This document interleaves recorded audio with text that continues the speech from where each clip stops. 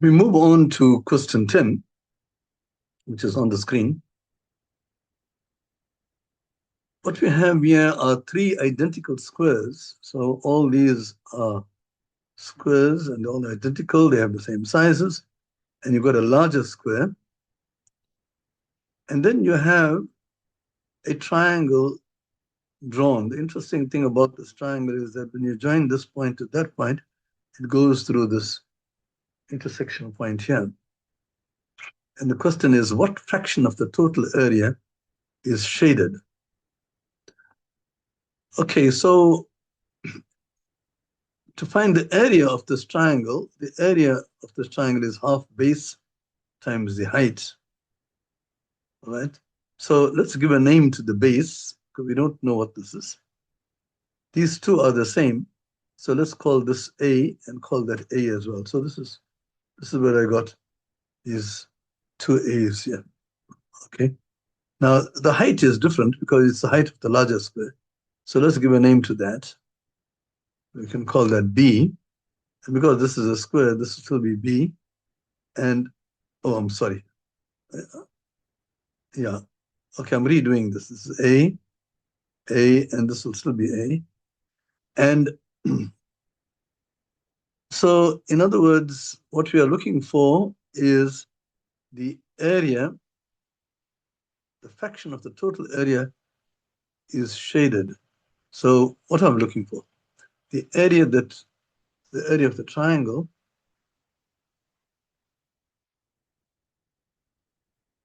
is equal to half base times height. The base is 2a, the height is b, and that simplifies to ab. And the total area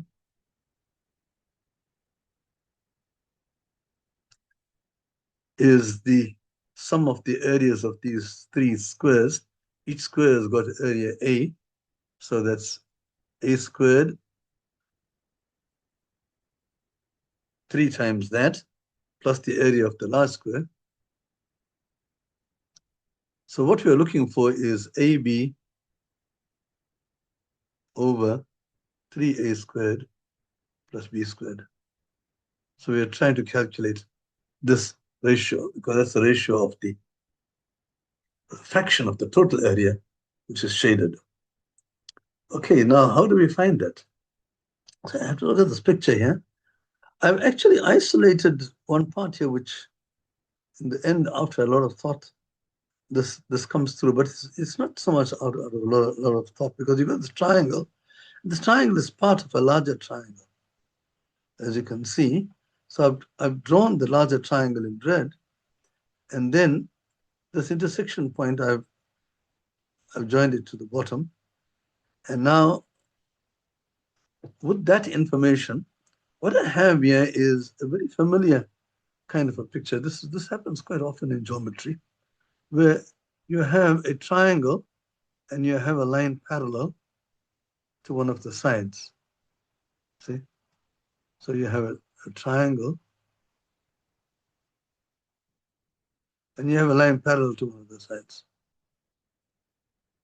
Now, at a higher level, at grade 9, grade 11, so you guys are still in grade 7 and 8 and 9. Whenever you have that, the ratio of this is to this is the same as the ratio of this is to this. It's quite well known. It's called mean proportion. But there's a general result which I want to discuss here. Here you've got two triangles, and you'll see I've got a black dot, x, and I got these two. So in other words, these two triangles have got the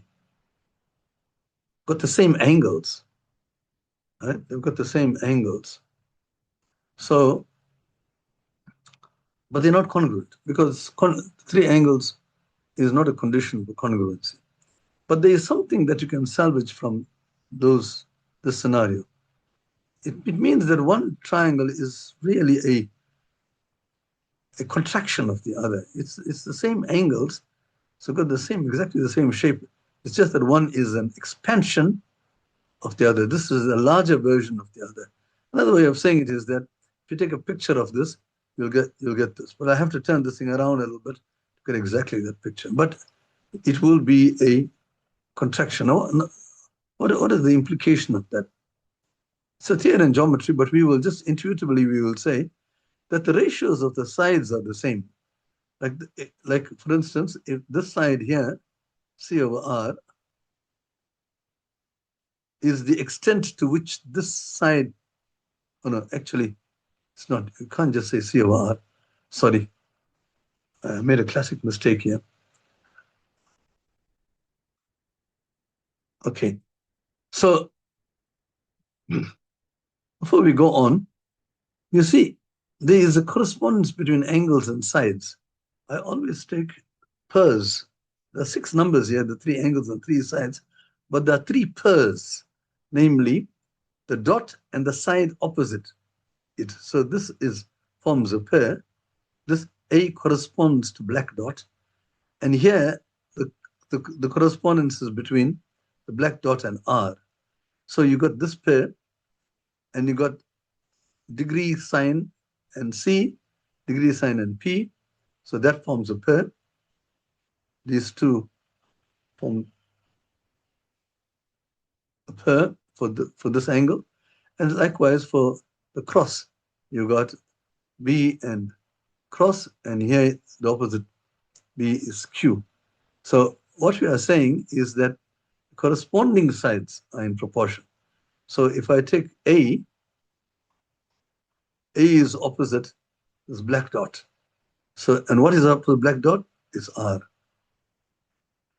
And here I got B. B is opposite cross. And what is the opposite cross? It's Q. And finally you have C, which is opposite the degree sign, and that's R. No, P. So these ratios are the same. Whenever you have 2 triangles equal at the same angles, these ratios are the same. Now, if you look at this, to come back to this picture here, you've got this triangle has got exactly the same as this triangle. Why? Because these are parallel lines. So these are corresponding angles, and these angles here, this angle is common to both the small triangle. We're talking about the small triangle, ACF and AEK. So those 2 triangles have got the same angle. You can see you've got curl and dot. The large one is curl and dot, and of course the third one is 90 degrees. If 2 angles are the same, the third angle will also be the same because they all add up to 180 degrees. All right, so that means now that the corresponding sides are in proportion. Okay, now that is what I'm going to use here. So let's just take all this out. And now watch. I'm going to take the ratios of the corresponding sides. In the small triangle, the side opposite curl is this line here, which is 3A over. And in the big triangle, the side opposite curl is this large line here, which is 3A plus B. That's the side opposite curl in the big triangle. And that will be equal to all the other ratios, the other 2 ratios. I'd like to take this ratio here.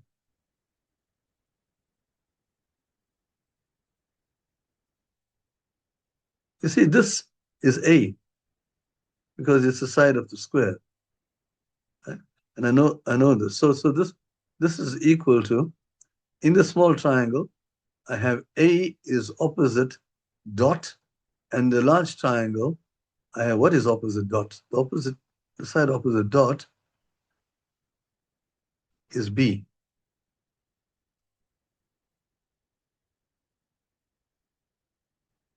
No, actually you have a 3A, yeah.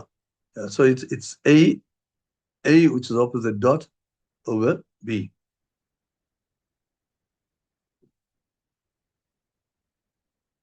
Okay, so you have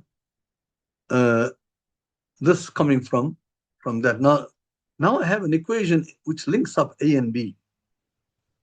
So this gives you 3AB cross multiplying 3BA is the same as 3A squared plus AB. And that implies, bring the AB's to one side, you get 2AB equals 3A squared. Sorry, 3A squared. You're cancelling the A's, you have 2B is equal to 3A. So you have A in terms of B. It's a fraction, A is equal to 2B over 3. All right, so then I can now replace the A here by, let's do that. Say A is equal to 2B over 3. A is 2B over 3. So we are looking at this ratio here, AB over 3A squared plus B squared. I can get rid of the A because that's 2B over 3 times B, and A is 2B over 3. I can make that substitution, plus B squared. Okay, now you've got a fraction.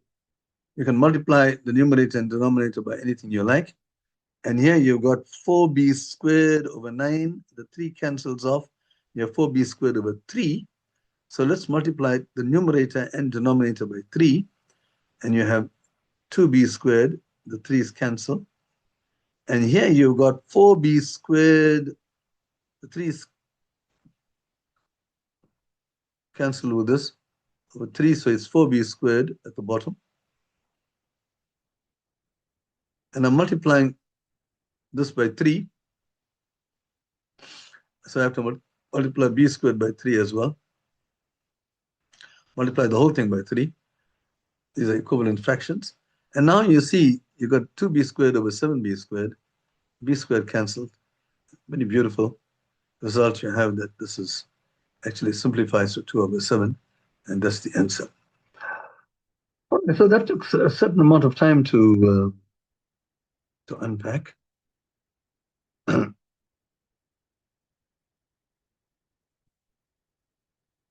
you can see the final answer is 2 over 7, right at the bottom there. So I've given you the solution also, the written solution. Okay, let's now just get on to the next problem. We go to question 11. So what have we got here? A cube of side n is made up of n cubed smaller cubes. Yeah, of course. So it's the volume of a cube. So if each cube has got is looking like that. So you've got n cubes on this side, n cubes on this side, and the height is n. So the total volume is n cubed. So you've got n cubed smaller cubes. Now, some of the 6 faces of the large cube, there are 6 faces. These are called the faces. The squares are called the faces. So there's one square at the front, there's a face at the back, that's 2. And these 2 which are on either side here, that's 4. And the top and the bottom gives you another 2. So there are 6 faces altogether. And some of these faces are fully painted. Okay, so you got them painted now. Maybe those 3 may be painted, or just maybe those 2, or maybe this and the opposite one. So they are painted. We don't know how many, and we don't know which ones are painted. So that makes it quite complicated. So when the large cube is taken apart, there are 245 smaller cubes that do not have paint on them. So you break this thing up, all these small cubes, you separate them. You got, how many do you have? You have 343. Oh, what am I doing? I'm making an assumption. So you got n cubed.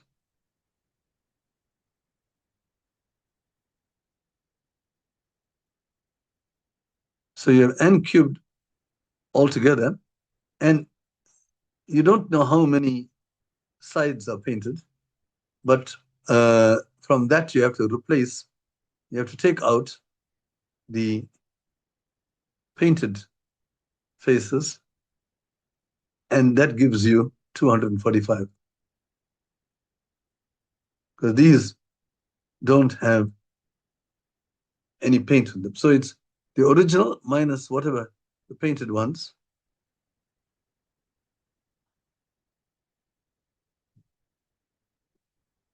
Okay. So the painted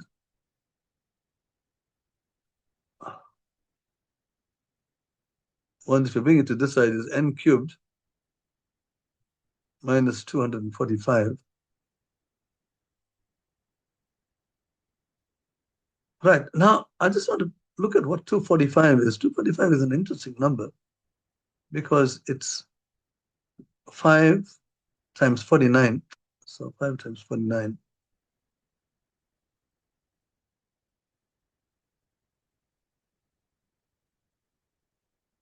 And 49 is 7 squared. So this is 5 times 7 squared. So you got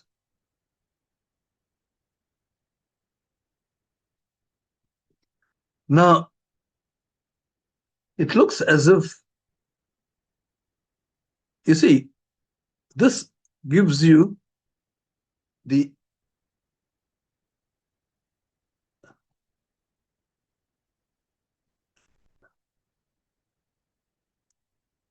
now the 7 cubed. Let's have a look at 7 cubed. What is 7 cubed? It's 343. So 245, what must you add to 245 to get to 343? It's 98. So you've actually got that 245 is equal to 7 cubed. This is 7 cubed minus 98, which is 2 times 7 squared. Oh, yeah, you see. So what I should have done is make 5, I could have made it 7 minus 2 times 7 squared. And now that will give you exactly this. I could have done that. Now, why do I do all this? Because now this thing looks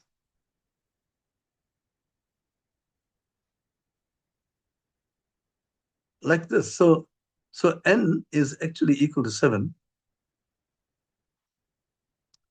And this represents the painted part,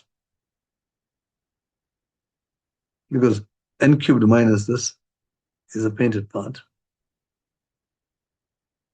And sure, this is the area of each square, if this is 7, the area of each face is 49. So 2 times 49 means 2 of these faces have been painted, right? And they're not next to each other because these will be uh, sharing on both sides. It's 49 plus the opposite one will also have 49. So you got 2 pairs of opposite sides are painted. 49 plus 49, right? And that gives you the 98. And then the remaining squares, which are unpainted, will be altogether 7 cubed, which is 343. Remove the painted ones, and there you have 245. So the answer, it says, determine the value of n. The value of n is 7 because it fits this problem perfectly. Okay, so let's get on to the next problem. So here we're just playing with the numbers and deciding on what happens. So if I look at, in 2 lines, I explained the whole thing here, but you'll have to understand where this thing came from. And that's what I've just done. Right? It's so easy to write down the final solution, but the question is, where did you Why did we do all these funny things? All right, let's get on to the next question now, which is number 12. And that question says the following. When you add up all these, you get a 3-digit number with identical digits. So let's have a look at this. It's going to be 1 plus 2 plus 3. See, this is a very important formula. The sum of the first few n integers is n into n plus 1 divided by 2. Okay, this is a very important collection of numbers for different values of n. You have this n equals 1, n equals 2, and so on. And you have these numbers here, 1, 3, 6, if you do it. And it's really the sum of 1 and 1 plus 2 is 3, 1 plus 2 plus 3 is 6, and so on. Anyway, this thing here, you got a formula for that. And this is equal to a 3-digit number with identical digits. Now, what are the 3-digit numbers with identical digits? They are all these numbers. Right? And they all are equal to 3 multiplied, not 3. It's some number k times 111. This is 2 times 111, 3 times 111. Right? So what we are saying here is that this product here is equal to this. Let's just get rid of the fractions, and you have n into n plus 1 is 2k times 111. Now 111. Now you got a factorization. But this is a factorization, interestingly, it's a product of 2 consecutive numbers. So here I've got this. And the question is, can you write this as a product of 2 consecutive numbers? Well, certainly 3 goes into this. So you have 6k, take the 3 out, times 37. 3 times 37. Now, these are supposed to be consecutive numbers. So 6k is either 36 or 38, because that's the number which is next to 37, right? Is 38 as well. But it can't be, 6k can't be 38, right? Because k is an integer, yeah? K is equal to 2 or 3 or so. So k is equal to 6. So 6k is equal to 36. So k is equal to.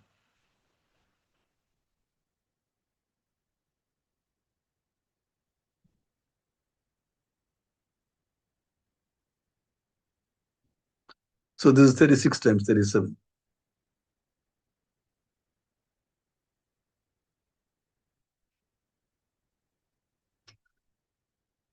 All right. It's going to be a multiple of 6. So, and 36 times 37, that means k is equal to 6. So this triple number will be 666. That was k times 111. So the number, that doesn't tell you what n is. So n must be 36.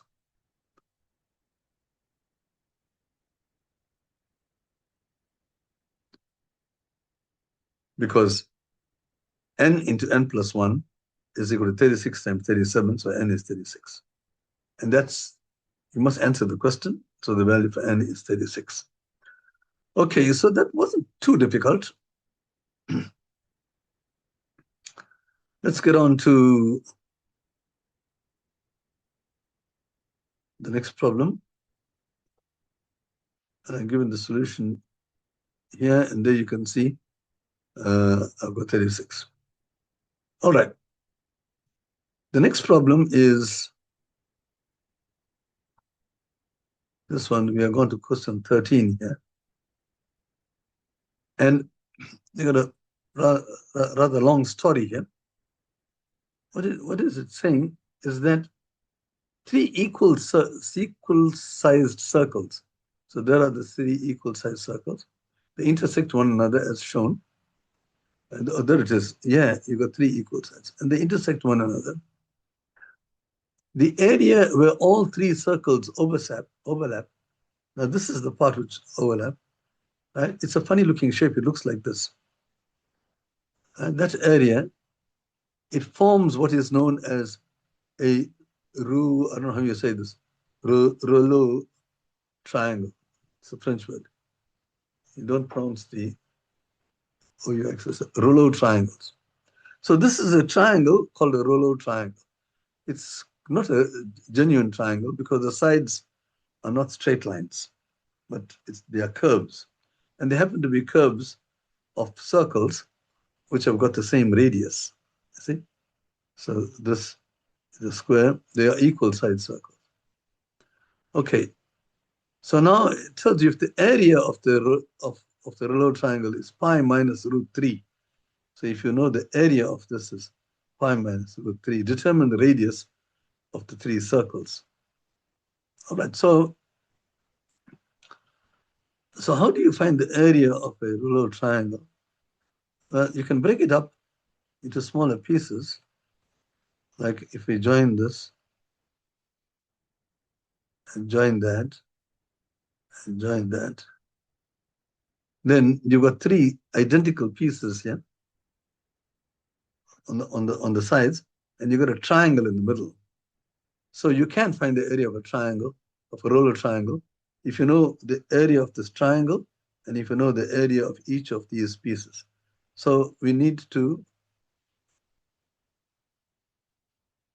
so that is what I've got here. I've got A is the area of the triangle and B is the area of this piece in purple or mauve here. So B is that area. And I need to find the full area. So the question is, looking at this, if A is the area of this triangle, what kind of a triangle is it, by the way? You see, they're all equal triangles. So these sides are radii, you see. This is the radius of the B triangle. This is the radius of the C triangle, center C. And this is the radius of the A triangle, center A. And all these are equal. So therefore, you have, in fact, you have an equilateral triangle. And if R is the radius, the common radius, oh, that is what you require. Determine the radius. So we should say at the starting point, let R be the radius. I can say the radius because all these circles have got the same radius. And then you have that you've got an equilateral triangle having a side R, which is the radius. And so the A represents the area of this equilateral triangle, right? And B represents the small piece here. So, as I said, this is B, the shaded piece. So we are looking for A plus the area. This area here is A, or there it is, A plus 3B, where B is that piece is, because it's the same area here on the side, same area of this triangle. So the area of this rouleau triangle is A plus 3B. So that is what we need to find. Okay, the A is just the area of the equilateral triangle. So I've drawn the equilateral triangle here. And to find the area, it's half base times height. So I draw the height. I draw the height from here to here. And it turns out that these two are they're congruent. In any isosceles triangle, you have that these, when you draw a perpendicular from the vertex, it splits it into two exactly the same. So these are not, these are R over 2 actually. Right, so that's wrong. They are both equal and the sum of them is equal to R. So the area A is equal to half base times height, and that's R over 2 times the height. Now what is the height? The height of this is, you can use Pythagoras to calculate it. Times h. So h squared plus r over 2 squared, make that r squared over 4. This is h. H squared plus r squared over 4 is equal to r squared. So if you can calculate h squared is r squared minus a quarter r squared. So that's 3/4 r squared. So that is h squared. So h itself will be the square root of this. So you got to get the square root of 3 over the square root of 4, and the square root of r squared is r. So h is equal to the square root of this. And now if you multiply all these things out, you get r squared root 3 over 4. R times root 3. Now that's a very useful thing. So just as a remark, remember this fact. Very useful. Area of an equilateral triangle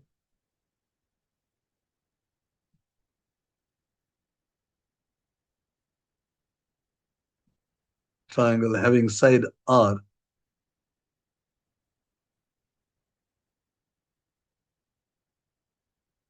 R or A or X or whatever it is having side r is, you can work it out, it's r squared times root 3 over 4. Now that's a formula for the area of an equilateral triangle. So I got A now. So the next thing to do is to work out B. Okay. Now, if I look at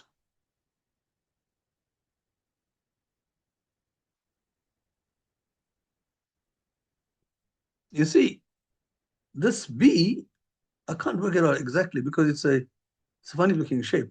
But when I add it to A,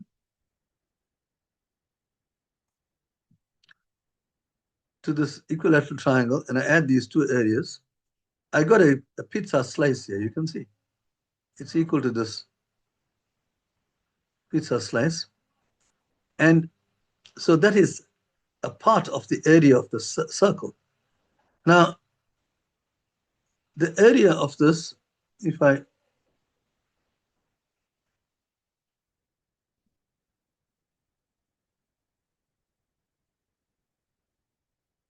draw a circle,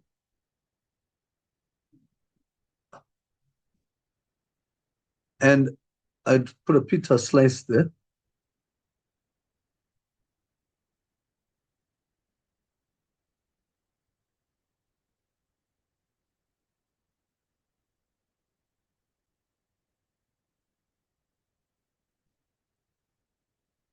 so I need to find an area like that.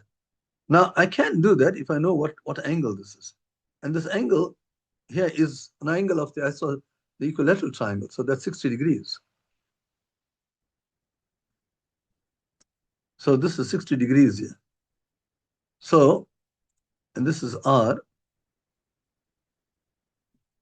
And now you'll notice that 6 of these areas is equal to the area of the whole circle. Because if I put another 160, another 60, so I've got 60 of these pizza slices. The 6 of these pizza slices give you the area of the circle. So this is the area of the circle divided by 6. Because 6 of these give you the area of the circle. And the area of the circle is pi r squared. That's the area of a circle of radius r. Okay. The area of the circle here has got radius r. So that gives you a plus b. So therefore, let's now calculate a plus 3b. A plus 3b is r squared root 3 over 4. That is your a. And b, I can work out what b is. B is pi r squared over 6. This minus a, which is r squared root 3 over 4. Oh, so that gives you this, and if you expand this, you've got 3r squared. Okay, let's just do this first. When you 3 times this is pi r squared over 2. The 3 is cancelled. And when you multiply this by 3, you get minus 3/4. So you got a quarter of this minus 3/4 of the same object. So 1/4 minus 3/4 is minus half.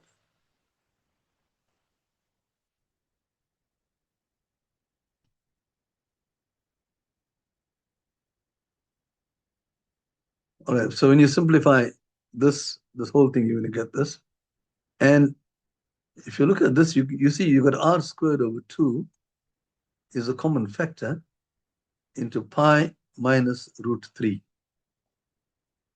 R squared over 2 is a common factor. But it is told that the area of the triangle is pi minus root 3. So that's very nice, because you're going to get a nice little answer here. So you got the area, we calculate the area to be r squared over 2 into pi minus root 3, and it's given that the area is pi minus root 3. So that tells you that if you cancel these two things, you got r squared over 2 is equal to 1, r squared is equal to 2, so therefore r is the square root of 2. That's the area of the 3 circles, the radius of the 3 circles. And it's a nice problem where you have to work out the area of a pizza piece. And that's easy to do if you know what the angle, the cutting angle is, right? Because you put many of them together to get the area of the whole circle. All right, so that takes care of this problem. And I'll just clear all the diagram. The answer is square root of 2. And there you see, after all these calculations, right at the bottom, you see r is square root of 2. So I've given you the answer to that. So let's get on to the next problem. Now, question 14. It says a racetrack with circular bends of equal radii. Okay, so you got a racetrack.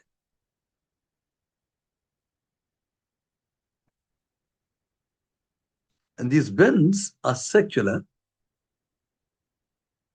Right? Both these bends, circular. And they got equal radii. So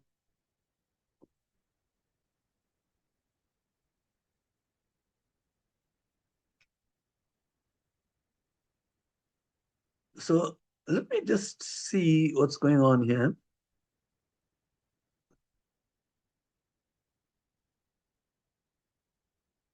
This thing has got a center.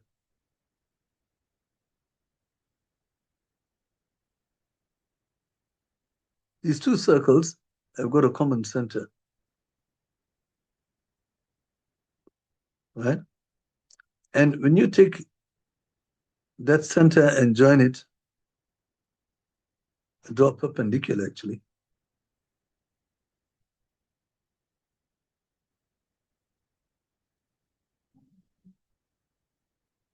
Like that. Now, if I take the 3 centers,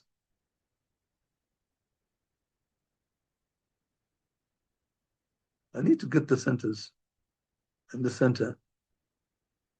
And I draw the triangle with these 3 centers. I got this red triangle here. So this red triangle is the triangle formed by the 3 centers, right? Okay.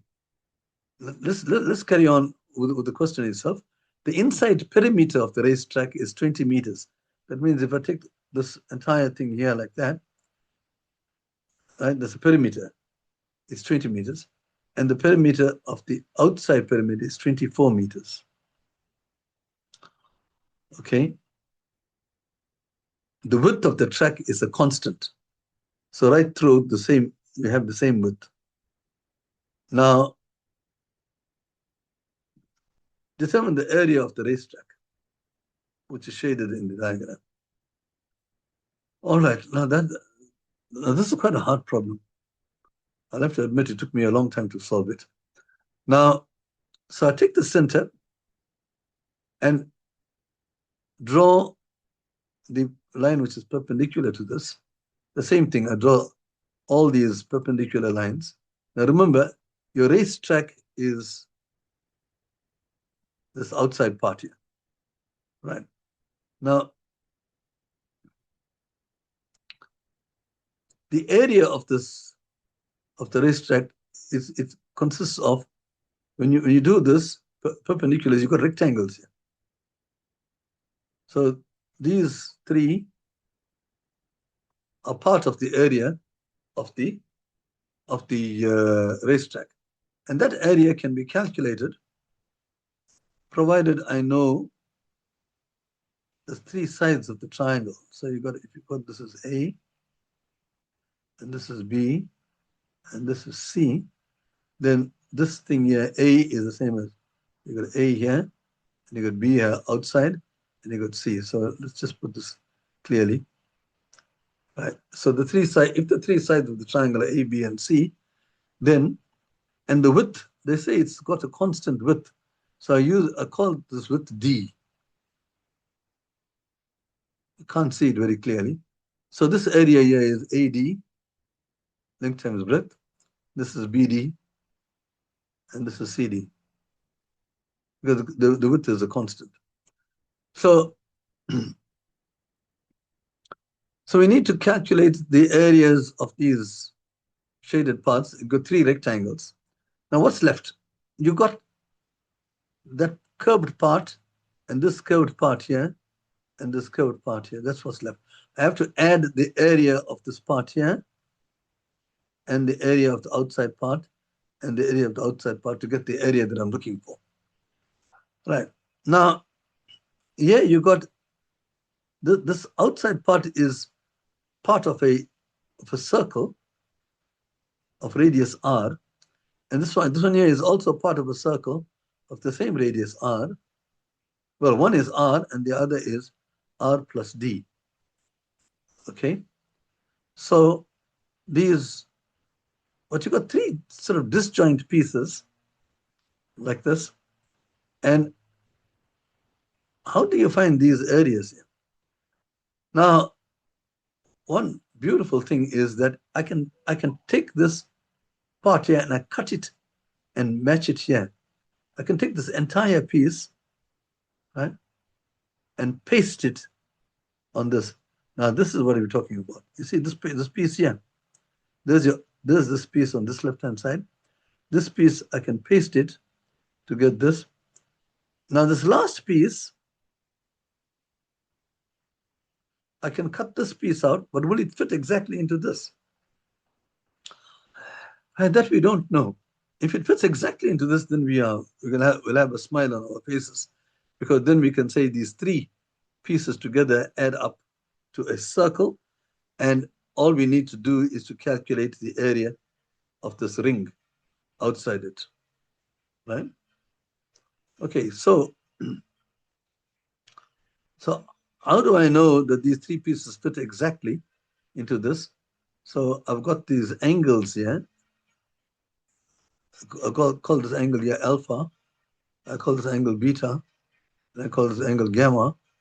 So it'll be, to know that they fit exactly, you have to prove that alpha plus beta plus gamma is 360 degrees. All right. Now, I can see here, I've got that if you add alpha plus beta plus gamma to all the outside ones, alpha plus beta plus gamma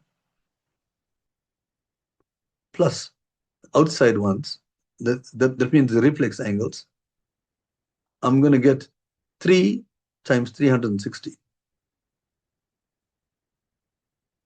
There's 360 here, 360 here, 360 here. But what is the outside one?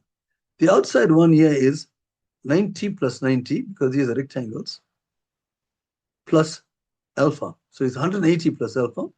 And here too, you got another 180 plus alpha, plus beta here. And here you got 180 plus gamma. So you got 380s, which is 540, plus this, plus this, plus this. You see? This is an interior angle. It's 180 plus this angle here, 180 plus this angle here, 180 plus this angle here. So you got dot plus cross, but that is 180, because those are the angles of a triangle. So you got 540 plus 180, that's 720. That's 2 360s. So you got three 360s minus 2 360s. It gives you 1 360. So this is, so that's very nice, because it means now these three pieces fit together completely. So the area of the outside part is what we're looking for. Right, so the area that we're looking for is the following. It's 3AD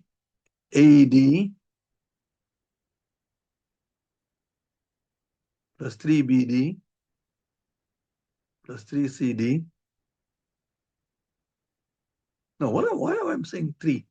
There's no 3 here. It's AD plus BD plus CD. Those are the areas of the 3 rectangles, plus the area of this. That's what's the outer ring here. So that it'll be pi. It'll be the area of the large circle minus the area of the small circle. So the area of the large circle is, here you got R, the radius is R, and the thickness is D. So you got the area of the radius of the large circle is R plus D, all squared. That's the area of the large circle minus the area of the small circle, and the area of the small circle is pi R squared. So the area we're looking for, you've got so many unknowns here. You've got A, B, D, and R. How are we going to calculate this thing? But we haven't used any of the given information so far. So let's just look at this. This is D into A plus B plus C. And here, pi R squared minus pi R squared. When you expand this, you have pi into R squared plus 2dr plus D squared. The pi R squared minus pi R squared goes away, and you have 2 pi dr, and then you have plus D squared here. So it's plus pi D squared. Right? D squared plus 2dr plus D squared. So that's what we're looking for. Now let's use the given information. The given information says that the inside perimeter of the racetrack is 20 meters. All right, what is the inside perimeter of the racetrack? It's all, let me just remove, I'll take out all these shades here now, because I'm done with it. So let's just clean this thing up.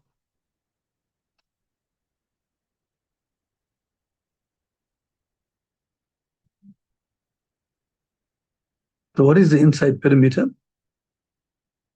The 20, what does it represent? 20 is this length right round. So you've got that plus that plus that. So you get that's A plus B plus C, right?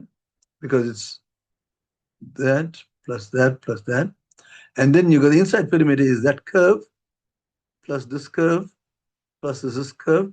But that is precisely the circumference of the inside circle, these three perimeters, gives you the circumference of the inside circle.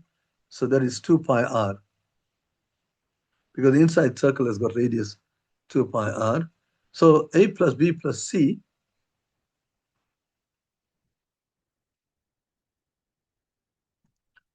is 20 minus 2 pi r. So I can replace this a plus b plus c by 20 minus 2 pi r. So what do I get there? I get d into 20 minus 2 pi r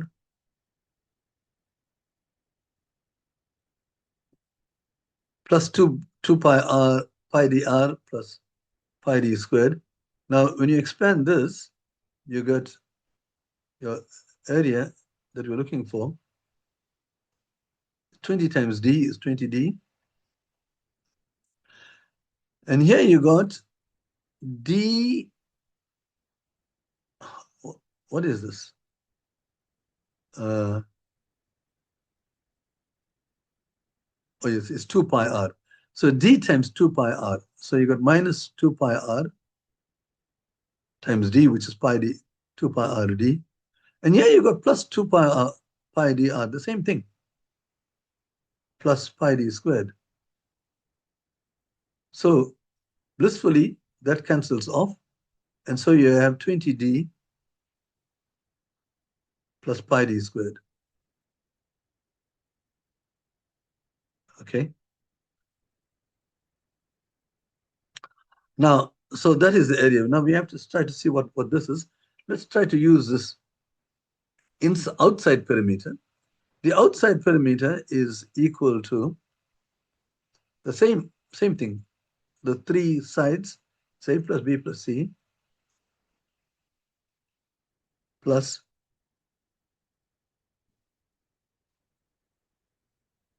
and the outside perimeter is it's 2 pi times the outside radius. The outside radius is r plus d. Okay, so and this is 24.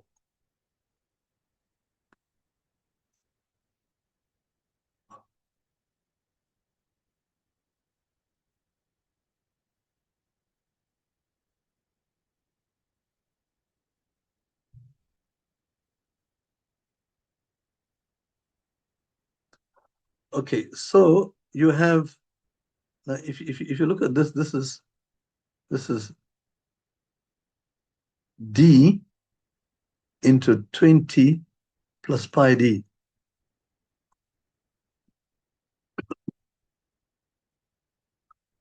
So you got that a plus b plus c is from here.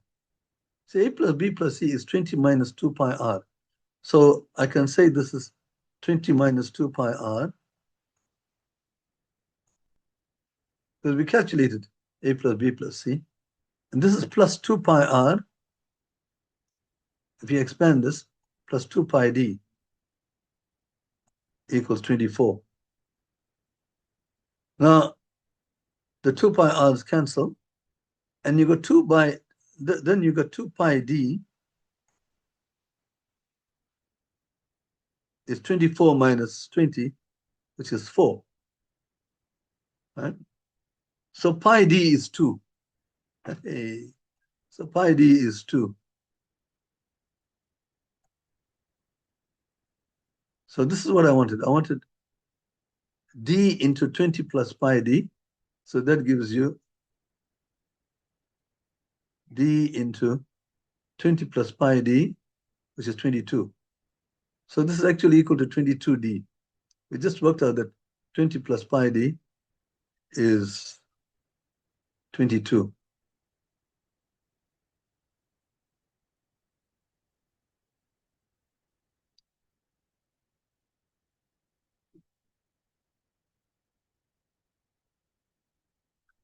And d itself is equal to 4 over 2 pi.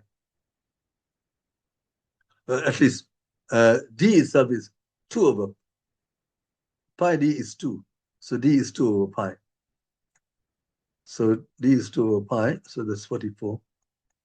Amazing.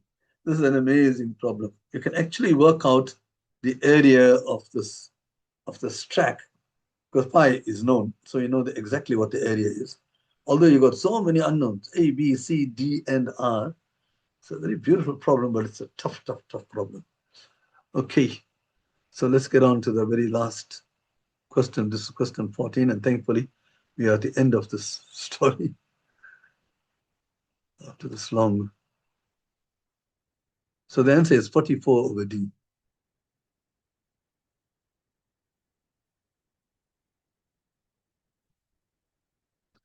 44 over pi. So there it is after that long story. Okay, and finally, let's hope this doesn't take too long. So question 15. A slab of chocolate has dimensions 8 by 5. So this is a lot of chocolate, very nice. You can share it with 40 people. It's very nice. You can make chocolates like that. Anyway, now a game is played by 2 players, taking turns. Each player breaks off a number of columns. So the first player, he'll break off columns, maybe 1 column or 2 columns or 3 columns. You can just break off columns. Or a number of rows. You can even break off rows. Right? Now, the question is, so you can do that. So the first player does that. And the other player also, you can break off columns and rows. Like either columns or rows. Right? Breaks off a number of or a number of rows. Okay, so the player who takes the last piece of any size loses. All right.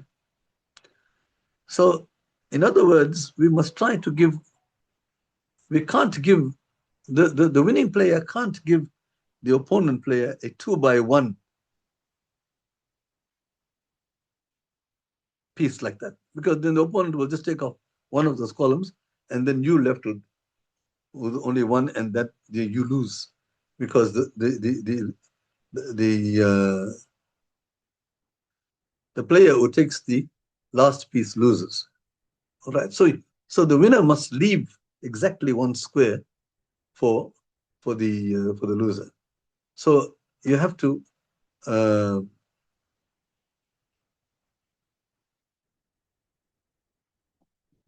leave exactly 1 square. So I think what you can do is, if I'm the first player, I will take off 3 columns to leave a square. Because as long as you've got a rectangle, you see, I want to leave a single square. So I must try to leave squares each time, 2 by 2 squares or 3 by 3 squares, because as long as I've got a rectangle with the sides are different, the first player can remove 3 columns or 3 rows. So in this particular case, the first player, let's call them A and B. A is first, and B is second.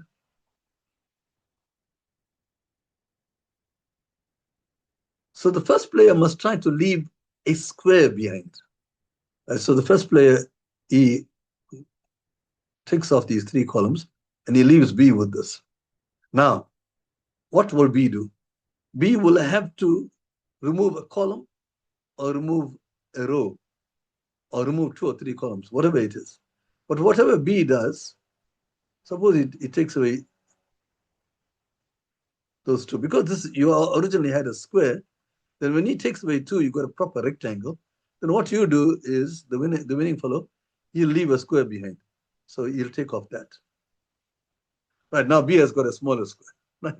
So like that now, the first player can keep, the second player will be forced to create a rectangle, and the first player forces it to be a square. So if the second player took off those 3, the first player will take off those 2. Right? So now the second player has got that. So and then he wins the game.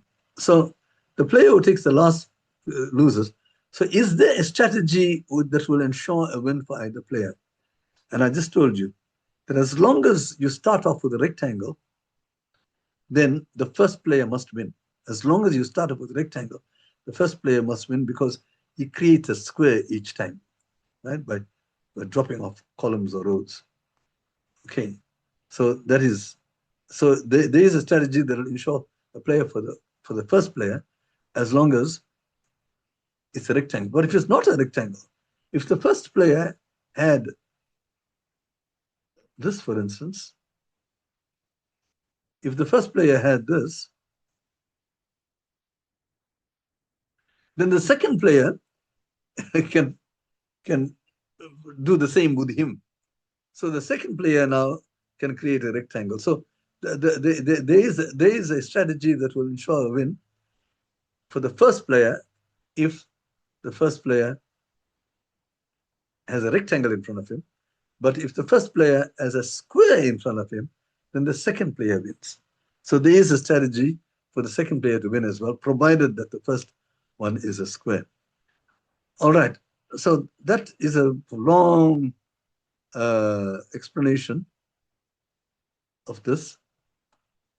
And I don't know whether I've explained all this quite nicely, quite properly in this, but I've said, so if x is not equal to y, the first player wins. Okay, that is, x is the number of rows in the y. And otherwise, if x equals y, the second player can toss a win. And that is the answer that I gave. All right, that takes care of this long-winded session. Come to the end of my presentation.